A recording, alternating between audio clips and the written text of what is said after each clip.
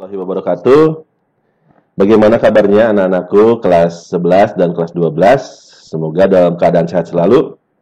Hari ini Bapak sedang di sekolah dan sengaja membuat video ini agar bisa didengarkan dan tersampaikan dengan baik informasi-informasi yang akan Bapak sampaikan seputar bimbingan konseling. Walaupun sekarang sedang masa belajar dari rumah, tapi pelayanan bimbingan konseling akan tetap terlaksana insya Allah ya. Seperti apa formatnya? Kita saksikan slide berikutnya ya. Oke, baik. Jenis-jenis layanan yang dapat dilakukan dalam bimbingan konseling selama belajar di rumah ya. Yang pertama adalah konsultasi, kemudian ada konseling, dan yang ketiga perencanaan karir. Ketiga layanan ini sangat memungkinkan untuk dilakukan walaupun kalian berada di rumah, Bapak berada di sekolah, karena nanti kita akan menggunakan media-media yang sesuai, apa saja medianya atau bagaimana strateginya, kita lihat di slide berikutnya. Oke, baik. Ini strategi yang akan kita gunakan ya. Tentunya tidak memungkinkan bagi kita untuk bertatap muka di sekolah selama pemerintah belum menetapkan bahwa kegiatan pembelajaran boleh dilakukan di sekolah. Tapi ada beberapa strategi yang bisa dilakukan agar kesan bertemu itu dapat terasa. Yang pertama, video call via WhatsApp ya. Mohon nanti bersiap setiap sesi pembelajaran Bapak akan selingi dengan video call. Jadi kan di pembelajaran itu ada masa-masa jeda ya, 15 menit, atau misalnya ada masa-masa istirahat. Nah, Bapak akan gunakan waktu-waktu tersebut untuk video call WhatsApp. Nanti di sana kita bisa melakukan konsultasi, bisa melakukan pembincangan-pembincangan seputar perencanaan karir, atau konsultasi pembelajaran, dan lain-lain. Kemudian juga dapat menggunakan personal chat atau PC ya, kalau kalian bilang, atau japri via WhatsApp juga, tidak selalu harus video call. Kemudian Bapak juga akan menyampaikan media-media seperti ini, PowerPoint yang ada videonya atau MP4 format. Itu strategi yang akan kita gunakan dalam pelaksanaan bimbingan konseling. Ya, anak-anak tentunya semua ingin berhasil, tapi tentunya keberhasilan itu harus ada ukurannya. Ini ditetapkan tujuan-tujuan yang harus dicapai bagi kelas 11 dan bagi kelas 12. Di kelas 11 apa saja?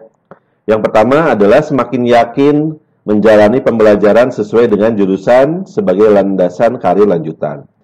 Yang kedua, mempersiapkan diri menghadapi praktik kerja lapangan. Nanti di akhir kelas 11 menuju ke kelas 12, kalian akan melaksanakan praktik kerja lapangan selama 3 bulan di perusahaan.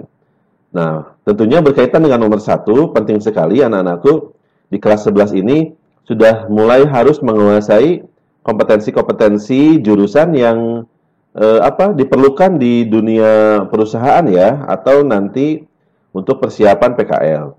Kemudian, untuk menyeimbangkan agar tidak bosan, silakan lakukan pengembangan diri dengan melakukan aktivitas positif yang ditekuni di luar pembelajaran secara seimbang. Misalnya melakukan hobi atau melakukan aktivitas dengan komunitas tertentu, tapi tentunya mohon harus selalu kegiatan yang positif. Nah, kemudian apa tujuan bagi kakak-kakak kelas 12 di tahun ini ya?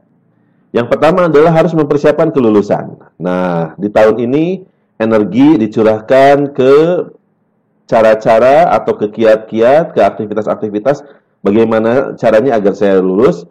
Kemudian tidak cukup hanya lulus, tapi juga harus membuat keputusan karir setelah lulus SMK BPI. Tentunya pilihan yang bertanggung jawab dan tidak dipikirkan setelah lulus begitu ya. Diharapkan bahwa pilihan karir itu sudah dibuat bahkan sebelum lulus dari SMK BPI. Apakah saya ingin bekerja? Apakah saya ingin kuliah? Apakah saya ingin wirausaha? Tentunya nanti akan Bapak pandu, akan Bapak bimbing bagaimana cara membuat keputusan yang baik. Ini anak-anakku target-target yang harus dicapai di kelas 11 dan di kelas 12. Tujuan tadi sudah ditetapkan bagi kelas 11 dan kelas 12. Lalu, apa yang harus dilakukan untuk mencapai target tersebut?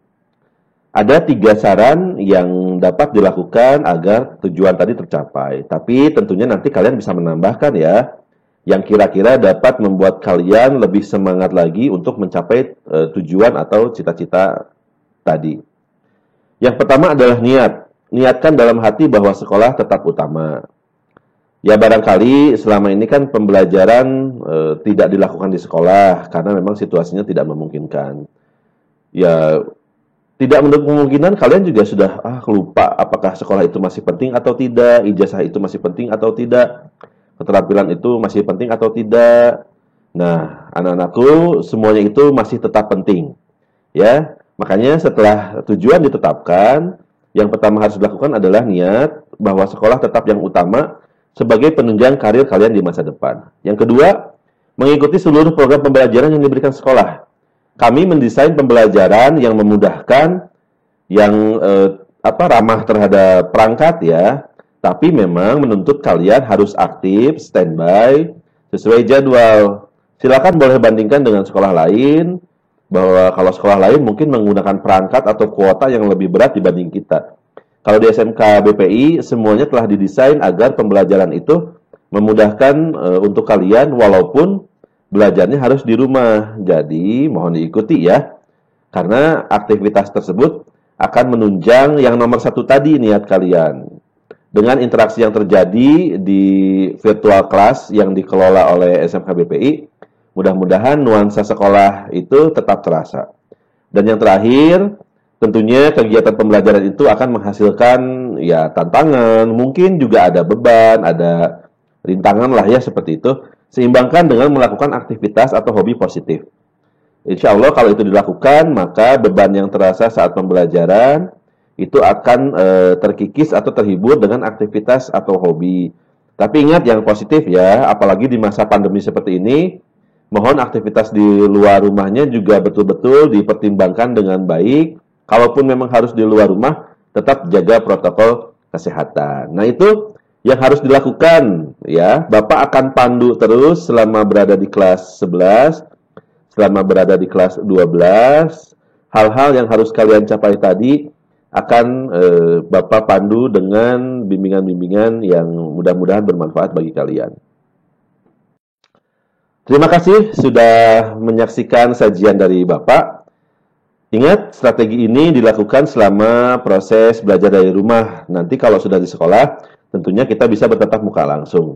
Nah, oleh karena itu, Bapak sediakan ini nomor kontak yang dapat dihubungi. Silakan tidak usah sungkan untuk menghubungi. Dan mohon juga nanti tidak kaget ya, kalau sewaktu-waktu Bapak ternyata melakukan video call dengan kalian. Oke, terima kasih. Sampai bertemu. Sehat selalu. Enjoy terus di SMK BPI. Salam untuk orang tua di rumah. Terima kasih. Assalamualaikum warahmatullahi wabarakatuh. Dadah.